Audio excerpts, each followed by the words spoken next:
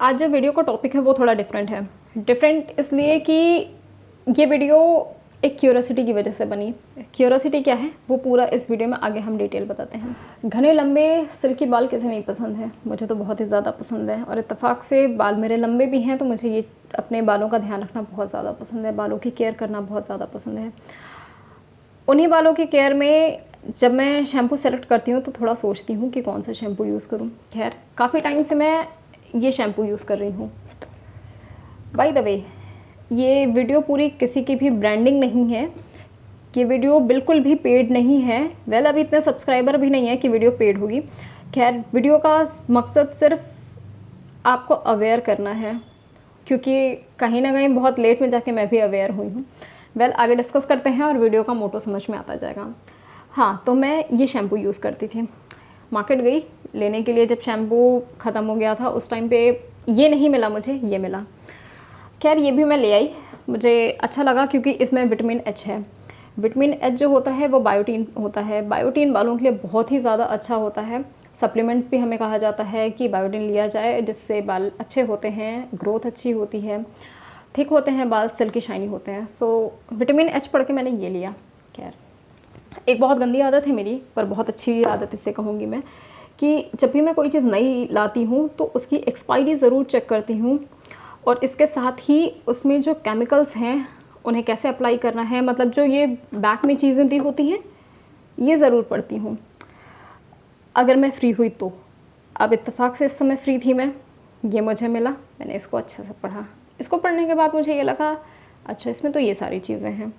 खैर, जो मैं इसके पहले यूज़ कर रही थी उसमें क्या डिफरेंस था, लाइक ये विटामिन एच है, स्मूथ एंड शाइन है। सो मैं इससे पहले रेड वाली बॉटल यूज़ कर रही थी, वो क्या था, एक्चुअली मेरे बालों में कलर होता है, तो मुझे याद था कि शायद मैं कलर प्रोटेक्टिंग यूज़ करती हूँ। सो दैट क्यूरियोसिटी में मैंने चेक किया कि जो पहले बॉटल यूज़ कर रही थी क्या वो कलर प्रोटेक्टिंग है, बट नहीं, वो केराटिन स्मूथ निकला।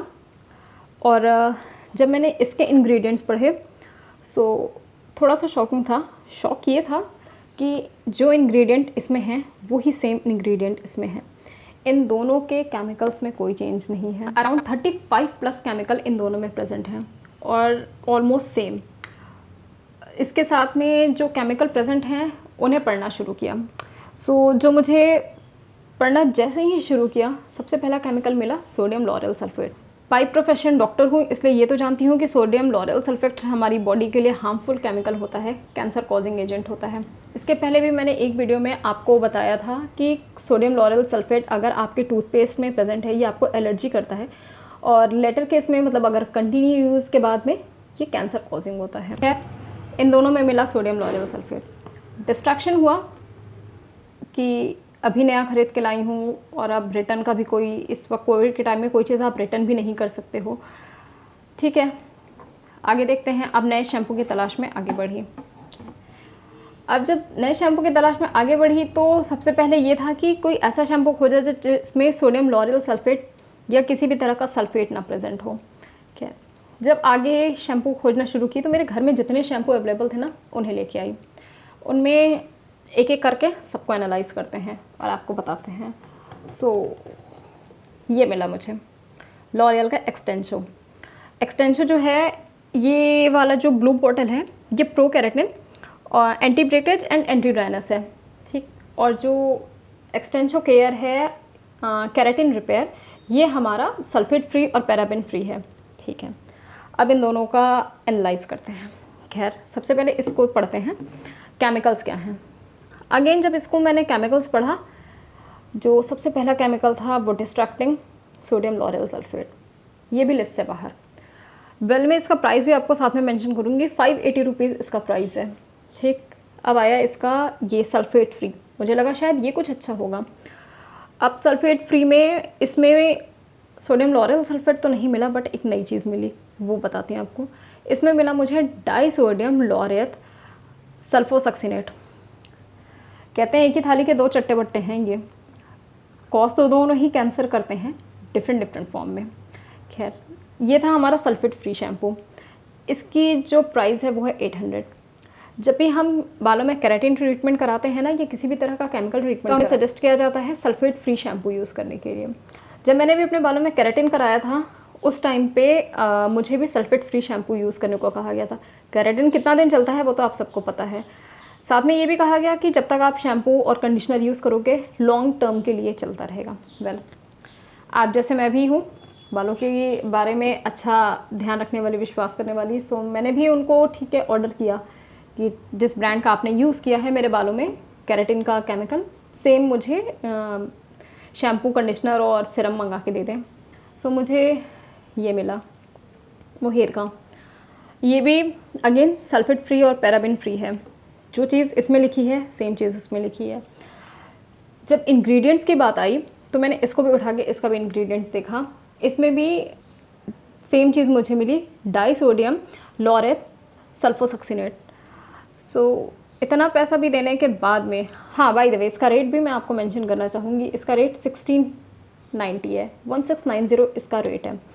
1690 का भी सेम केमिकल है, 800 का भी सेम केमिकल है। खैर, इनसे बाहर आते हैं। एक और चीज़ मैं ऐड करना चाहूँगी। सो इन दोनों का केमिकल, जो सोडियम लॉरेल सल्फेट वाले दोनों केमिकल थे, ये 580 और ये 130। ठीक, ये है ट्रेस्मे का, ये है लॉरियल। सेम केमिकल है बट प्राइस डिफरेंट है, क्यों वो नहीं पता। खैर, और इनमें डिफरेंस भी क्या है वो भी अभी आगे डिस्कस करते हैं। अगला मेरे हाथ जो लगा वो ये रहा, मैट्रिक्स का ऑप्टीकेयर, स्मूथ एंड स्ट्रेट। मुझे ये अच्छा लगा क्योंकि इसमें शिया बटर है। खैर, जब आप बालों की स्ट्रेटनिंग कराते हैं, स्मूथनिंग कराते हैं, तो आपको इनके लिए सजेस्ट किया जाता है, एडवाइस किया जाता है। इतने पैसे लगा के अगर हम स्मूथनिंग या स्ट्रेटनिंग कराते हैं बालों की, तो हम सोचते हैं कि कुछ पैसे शैम्पू में जिस तरह से ये बता रहे हैं हम वो क्यों ना यूज़ करें, बाल ज़्यादा चलेंगे। सो इसमें भी जो सबसे पहला केमिकल मिला वो था सोडियम लॉरेल सल्फेट। ये भी डिस्ट्रैक्टिंग और ये भी हमारी लिस्ट से बाहर। इसका प्राइस 345 है। सो हमारे सोडियम लॉरेल सल्फेट में ये तीन शामिल हो गए हैं, 130, 345 और ये 580। ठीक, नेक्स्ट अभी और बचे हैं। इसके बाद जो मेरे पास मेरे घर में अवेलेबल मुझे मिला वो ये था सनसिल्क का को creation thick and long shampoo. ठीक, सनसिल्क की पिंक वाली बॉटल, इसको पढ़ते हैं। जब इसके भी इंग्रेडिएंट्स पढ़ना शुरू किया, इसमें भी सोडियम लॉरेल सल्फेट सबसे पहला केमिकल, ये भी हमारे लिस्ट से बाहर। बाय द वे इसका रेट 98 रुपीज़ है। तो ये जो चारों हैं हमारे पास, सबसे सस्ता सनसिल्क, देन उसके बाद में ये ट्रेस्मे, देन उसके बाद में ये मैट्रिक्स का Opticare and the last one is L'Oréal, जो मेरे पास अवेलेबल हैं, इनकी बातें मैं कर रही हूँ। 98, 130, 345 एंड 580। चारों के चार डिफरेंट प्राइस हैं बट केमिकल एग्जैक्टली सेम है। जो इनमें डिफरेंस है वो सिर्फ इतना है, जो इनके फ्रेगनेंस है वो डिफरेंट है, कलर डिफरेंट है। सो जो कलरिंग एजेंट इनमें यूज़ किया गया है वो डिफरेंट यूज़ किया गया है, इनके अंदर जो फ्रेगनेंस यूज़ की गई है वो डिफरेंट है। साथ ही जो सल्फेट फ्री शैम्पू की बात की, जो कि मेरे पास फ़िलहाल तो ही अवेलेबल हैं, इन दोनों का भी सेम चीज़ है, रिश्ता वही सोच नहीं, केमिकल सारे सेम हैं, बस फ्रेगनेंस डिफरेंट है। इतने सारे डिस्ट्रक्शन के बाद में जो मेरा दिमाग चला या मैं जिस तरफ को मूव की वो था हर्बल। अब हर्बल के साथ जो सबसे बड़ी प्रॉब्लम है, जैसे ही आप हर्बल लगाना शुरू करते हो ना, आपके बाल इतने रफ, फ्रिजी, ड्राई हो जाते हैं कि उन्हें मैनेज करना मुश्किल हो जाता है। अब आप सुबह सुबह जब आपको ऑफिस के लिए या आपको काम पे जाने के लिए लेट हो रहा है, उस टाइम पे आप अगर अपने बालों में उलझे रहें या वो बाल आपके पूरे दिन मैनेजेबल नहीं हो, फ्रिजी हो, इतने सारे हो जाएं, अजीब से उड़े उड़े बीच में बाल दिखें, वो बहुत बुरा लगता है। सो हम हार के इन्हीं शैम्पू को वापस यूज़ करते हैं। जो हर्बल शैम्पूज़ होते हैं वो टोटली हर्बल होते हैं, उनमें सिल्की और शाइनी वाली जो चीज़ें होती हैं वो लेटर स्टेज में आती है, कंटिन्यू यूज़ करते करते आती हैं। वेल, हर्बल में हम आते हैं तो सबसे पहले जो मेरा शैम्पू पे ध्यान गया था वो था पतंजलि का शैम्पू। तो पतंजलि के शैम्पू में जो मुझे इंग्रेडिएंट्स, फ़िलहाल मेरी क्यूरियोसिटी इंग्रेडिएंट्स से रिलेटेड थी, तो सबसे पहले मैंने उन शैम्पूज़ में भी इंग्रेडिएंट्स पढ़ना शुरू किया। बाबा जी ने सिर्फ एक्सट्रैक्ट लिखे हैं कि क्या क्या एक्सट्रैक्ट हैं, बट केमिकल क्या क्या है वो बिल्कुल भी नहीं लिखा है। कोई भी चीज़ मार्केट में अवेलेबल होती है उसमें प्रिजर्वेटिव और जो फ्रेगनेंस के लिए केमिकल होते हैं या जो कलर के लिए केमिकल होते हैं वो ज़रूर होते हैं। एटलीस्ट प्रिजर्वेटिव तो होते ही हैं। प्रिजर्वेटिव इसलिए ज़रूरी है क्योंकि वो लंबे समय तक टिके रहें और ख़राब ना हो, केमिकल अपना फॉर्म ना चेंज कर दें। एक एग्जांपल के साथ मैं आपको प्रिजर्वेटिव के बारे में बताती हूँ। जैसे हम घर में जब अचार बनाते हैं, अचार में हम नमक और तेल की मात्रा थोड़ी ज़्यादा रखते हैं। क्यों? क्योंकि वो अचार को ख़राब होने से बचाता है। जितना कम आप तेल या नमक डालोगे, अचार उतनी जल्दी ख़राब होने की चांसेस होती है। नमक और तेल जो उनका कॉम्बिनेशन होता है, जो बेस तैयार होता है, उसकी वजह से अचार में कीड़े या फफूंद या किसी भी तरह का ख़राब होने का चांस बहुत कम हो जाता है। इसी में से ही ये जितने भी शैम्पूज़ होते हैं, कंडीशनर होते हैं, या फिर जितनी भी चीज़ें हमारी लॉन्ग टर्म तक चलने वाली होती हैं, उनके लिए प्रिजर्वेटिव ऐड किया जाता है। इनमें प्रिजर्वेटिव ना हो पॉसिबल नहीं है। खैर, बाबा जी ने बहुत सारे इंग्रेडिएंट्स छुपाए भी। इसके साथ ही मुझे जो पतंजलि के शैम्पू में सबसे ज़्यादा डिस्ट्रैक्टिव मिला वो है diazolidinyl urea, different form of urea Baba ji ने हमें बेचा है। यूरिया वो होता है हमारी बॉडी का वेस्ट प्रोडक्ट। एक योगा शिविर में मैंने बाबा जी के मुँह से सुना था कि कोल्ड ड्रिंक जो होती है वो टॉयलेट क्लीनर का काम करती है। बाबा जी, ये क्लीनर आपने हमें क्यों दिया था? मतलब डिफरेंट फॉर्म ऑफ यूरिया आप हमें बेच रहे हो और कोल्ड ड्रिंक को कहते हो कि वो टॉयलेट क्लीनर है। कोल्ड ड्रिंक का मैं सपोर्ट नहीं कर रही हूँ, लेकिन अगर आप सही नहीं है तो आप दूसरों को गलत भी नहीं कह सकते हैं। आप भी कहीं ना कहीं दूसरे फॉर्म में हमें वही चीज़ सेल कर रहे हैं। अगर बिजनेस सीखना है तो बाबा जी बहुत अच्छे बिजनेसमैन हैं। आगे बढ़। अब इन सारे शैम्पूज़ के बीच में जो मुझे सॉल्यूशन मिला, सॉल्यूशन की तरफ चलते हैं। सॉल्यूशन में मुझे जो सबसे अच्छा शैम्पू मिला वो मिला खादी इंडिया का। खादी इंडिया का कोई भी शैम्पू आप यूज़ कर सकते हैं, वो टोटली नेचुरल है, जिसमें कि आंवला, रीठा, शिकाकाई, भृंगराज, त्रिफला, ये सारे नेचुरल इंग्रेडिएंट्स मौजूद हैं। अगर आप सडन केमिकल से हर्बल की तरफ शिफ्ट होंगे, मतलब केमिकल शैम्पू से हर्बल की तरफ अगर आप सडन शिफ्ट होंगे तो आपको बहुत ज़्यादा ड्रास्टिक चेंज देखने मिलेगा, जो कि आपके लिए मुश्किल हो जाएगा मैनेज करना और आपको पसंद भी नहीं। इसलिए अगर आप केमिकल से हर्बल की तरफ शिफ्ट हो रहे हैं तो धीरे धीरे शिफ्ट करें। अपनी बॉडी में जैसे किसी भी चीज़ की हैबिट होती है, हैबिट छोड़ने के लिए हमें धीरे धीरे उस चीज़ की तरफ बढ़ना चाहिए। सेम वैसे ही हमें बालों को भी अपने धीरे धीरे हर्बल की तरफ हैबिचुअल करना चाहिए। धीरे धीरे हैबिचुअल करने का क्या मतलब है? कहने का मतलब हमारा ये है कि अगर आप हफ्ते में 3 दिन शैम्पू करते हैं तो 2 दिन आप केमिकल से करें, 1 दिन आप हर्बल से करें। ऐसा करते करते हर्बल का ड्यूरेशन बढ़ाएं, केमिकल का ड्यूरेशन घटाएं। इसके साथ ही जब कभी आपको किसी पार्टीज़ में जाना है या किसी भी तरह का कोई इवेंट है जहाँ पर आप अपने सिल्की शाइनी हेयर चाहते हो, उस टाइम पे आप केमिकल यूज़ कर सकते हो। अगर आपके बाल हेल्दी हैं, आप अच्छा प्रोडक्ट यूज़ कर रहे हो, ऑलरेडी हर्बल यूज़ कर रहे हो, तो अगर आप कम अमाउंट में केमिकल्स कभी कभी यूज़ करोगे तो ये आपके बालों का हार्म कम करेगा। अगर कभी आपको ज़रूरत है तो आप इन्हें यूज़ कर सकते हो फॉर पर्टिकुलर इवेंट के लिए।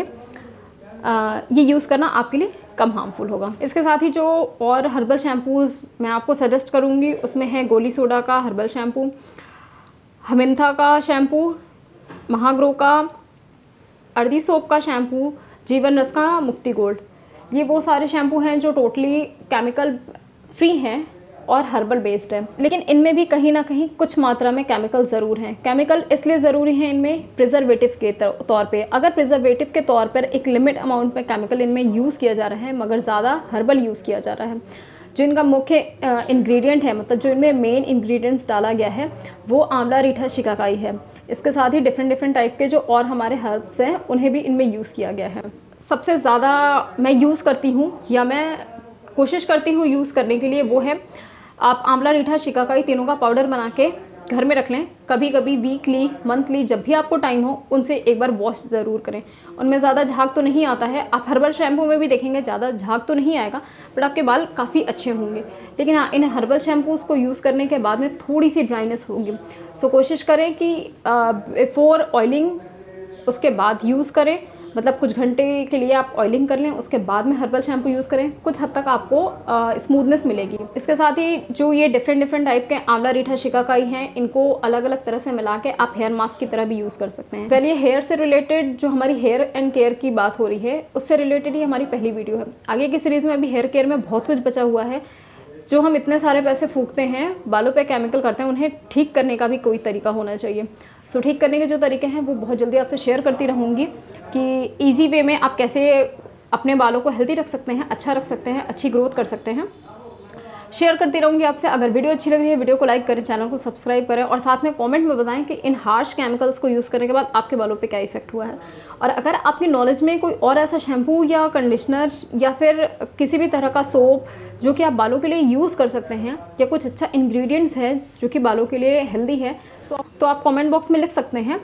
हम उन पर एक डिटेल रिसर्च करके स्टडी करके केस ज़रूर बना देंगे, एक वीडियो ज़रूर बना देंगे जो कि आपके साथ साथ हम सबके लिए हेल्पफुल होगा। वीडियो यहीं पे ख़त्म करते हैं। मैं हूँ डॉक्टर पूजा और आज का वीडियो सिर्फ एक क्यूरियोसिटी की वजह से बना कि इन केमिकल्स को हम क्यों यूज़ कर रहे हैं, इन केमिकल्स का हमारे लिए कोई और ऑप्शन है कि नहीं। सो ये ऑप्शन मेरे पास था जो मैं यूज़ कर रही हूँ, मैंने आपसे शेयर किया। उम्मीद करती हूँ वीडियो आपको पसंद आई होगी। वीडियो को लाइक कर दें, चैनल को सब्सक्राइब कर दें। ऐसे ही हेल्थ रिलेटेड और वीडियोस आपके लिए आती रहेंगी। Thank you so much.